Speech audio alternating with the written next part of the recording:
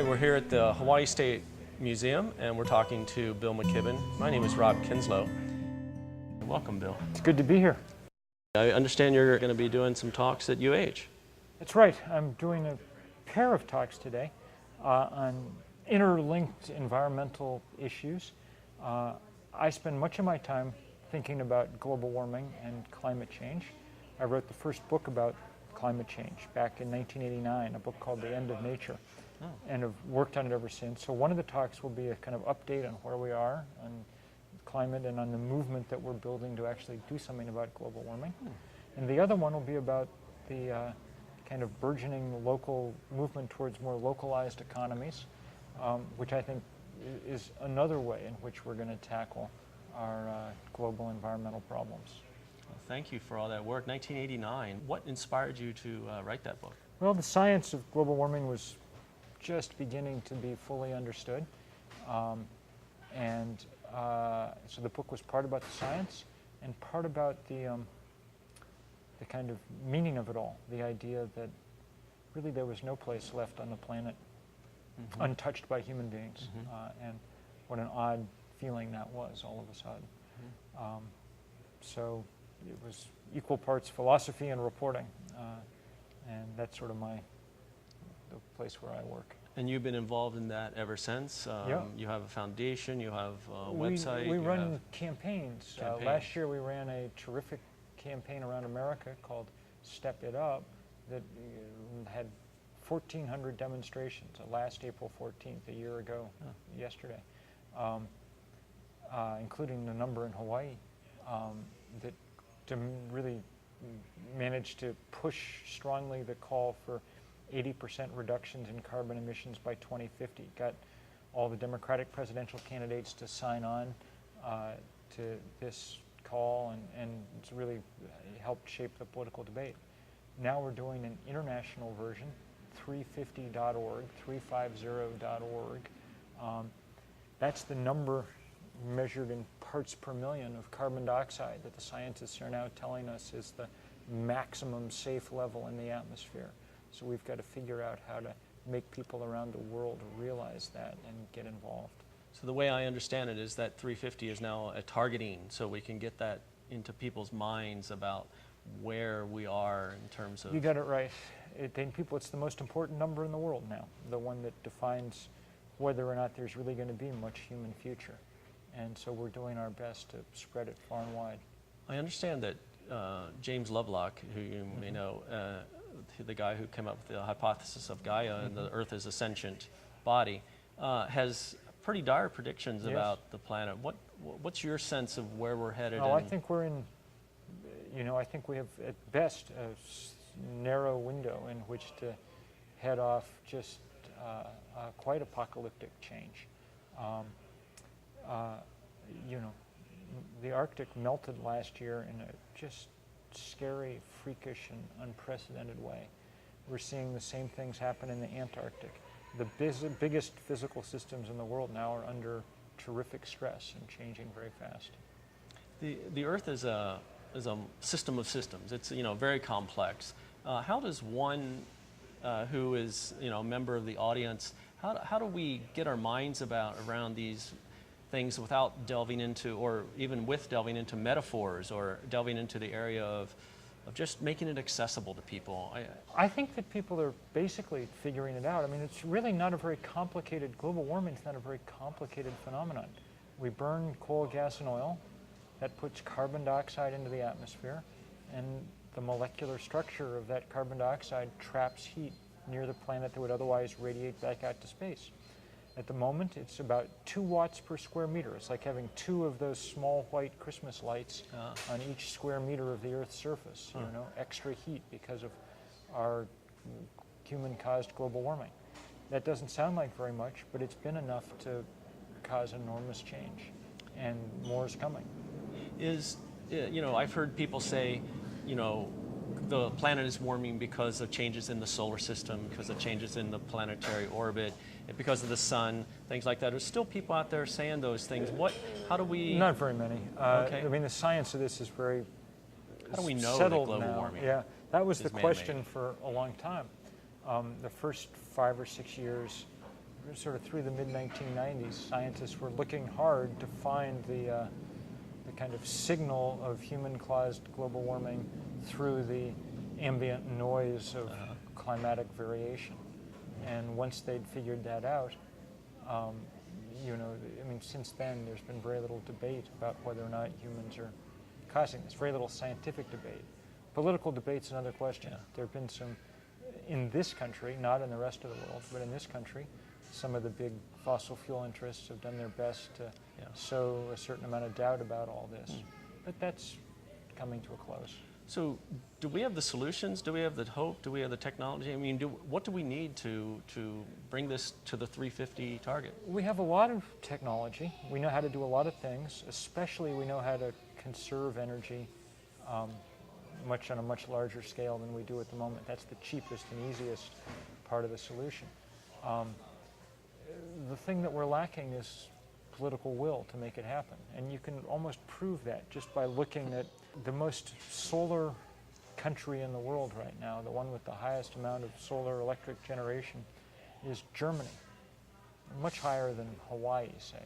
Well, you know, Germany's not a very sunny place. It's sort of gloomy and Wagnerian, but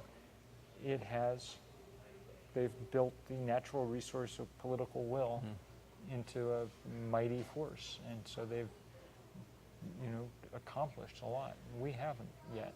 And that's the resource we have to develop, which is why we do these campaigns like 350.org. So I want to talk about those two aspects of political will and the people and the people you're trying to activate with these campaigns. What would you say to politicians to motivate them to have the political will? And then what would you say to you know, the ordinary folk like you and I who are in the throes of making these campaigns work? Well, I mean, the key is to make them work, to organize your neighbors and your community and, you know, as much as you can, just around simple political demonstrations and rallies and creative, clever ways of doing things. I mean, we had last weekend 350 bicyclists in Salt Lake City making the point about 350. And it was a big story in the newspaper and doubtless, you know, helps build the sort of coalition that causes politicians to be able to take a longer look at these things than they otherwise would. So you think that political engagement, that people power still works in America? I do. I mean, it doesn't work automatically or easily, and it's up against big challenges, but we have there's no plan B. You know, it's not like we're going to raise more money than ExxonMobil or something. Our only hope is to do this. And it's not like we're going to build a new political or economic system or something in the 4 or 5 years that we've got to deal with global warming. We've got what we've got to deal with, and we've got to make it work. What do you say to the person who's just struggling to survive today and you know, driving their car, getting their kids to soccer practice and stuff? How do we activate those type of people? Well, there's certain people who aren't activatable. Their lives are too crazy and busy and whatever. And that's all right. You know, you don't have to get everybody in the world involved to make it happen. You have to take those people who do know and understand about this and have some small margin of free time and energy and get them to actually do something. Not so much to put the solar panel on their own roof, but to organize to, you know, with others to get the changes in federal policy and international policy that'll make it easy to put millions of solar panels on millions of roofs. So we have big ideas that policymakers and governments can perhaps buy into, and we have individual ideas and campaigns that people can do. What are, maybe you've given us some examples of campaigns like the bicycle in Salt Lake and the red tarps on roofs, and give us some even bigger ideas that perhaps policymakers or politicians can latch onto. Well, the most important thing for politicians and policymakers to do is to, one way or another, put a price on carbon, probably with some kind of cap on how much carbon can be emitted. If they'll do that work to put a price on carbon that reflects the damage it does, then the effects of that price will trickle down all through our economy, and we'll see all kinds of change. I think that, you know, in the end is the most important thing that our national international political leaders can do. On a state and local level, you know, if that starts to happen, then there'll be some real price for local political leaders to respond to as they make changes in mass transit and things. In the meantime, they've got to make some of those changes anyway, and for other good reasons, you know. The least attractive thing about Honolulu is that you have to sit in traffic a lot when you're here, you know. And there's no need for that. Yeah. I mean, there's plenty of examples around the world of cities that have built affordable, effective bus systems that prevent that from happening. And that actually brings up a good point about Honolulu and mass transit, because we're involved in making those decisions right now. We do think that mass transit is something that we need to have to go from the corridor of the west to the east, where the city of Honolulu is. We're considering steel on steel, and with a fossil fuel power plant. Can you give us some, just maybe a list of case studies that we could look at maybe to help our policymakers look at a different option other than steel on steel?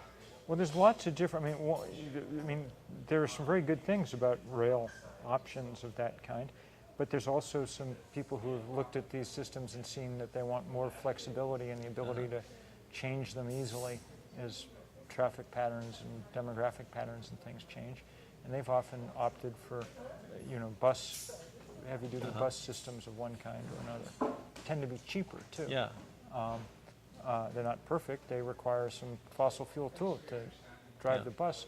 The real key is making a system that's attractive enough that it attracts lots and lots of people, and so that you get real energy savings and real transformative change.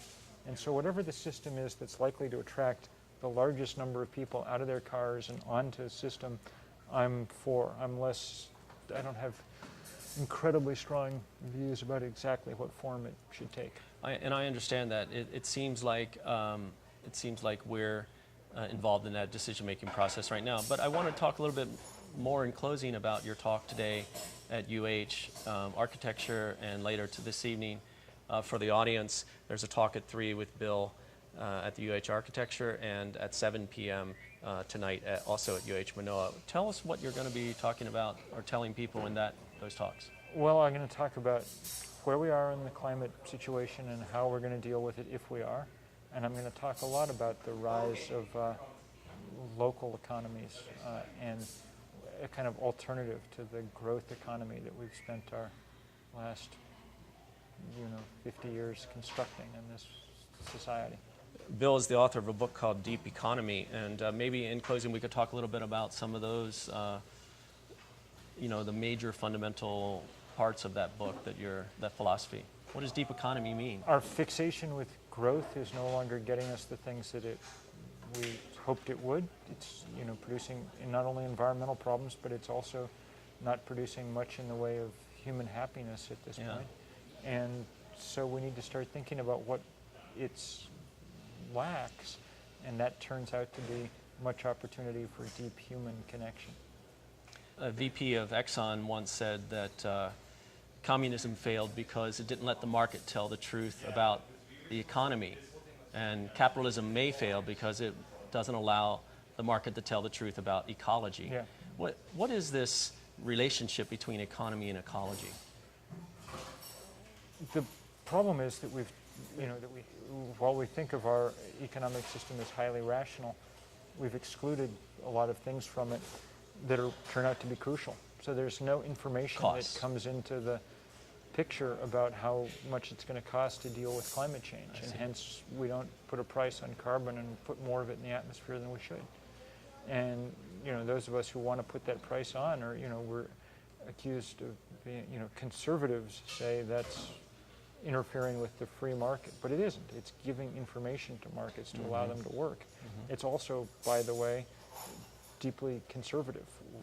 What isn't conservative is doubling the amount of carbon in the atmosphere and just seeing what the hell happens. Yeah, that's important. So we've been talking with Bill McKibben. He's the founder of the Step It Up campaign and the 350.org, the brand new campaign that is seeking to focus people on the target that we need to achieve for carbon dioxide in the atmosphere. I'm Rob Kinslow, and I want to thank you for listening, and thank you, Bill. Thank you very much. Appreciate it. It was great.